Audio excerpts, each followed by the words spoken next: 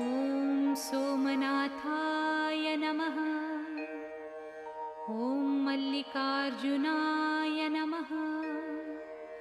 ॐ महाकालेश्वराय नमः।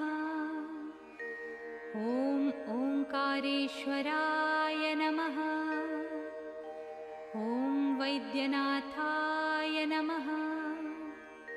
ॐ भीमशङ्कराय नमः। ॐ रामेश्वराय नमः।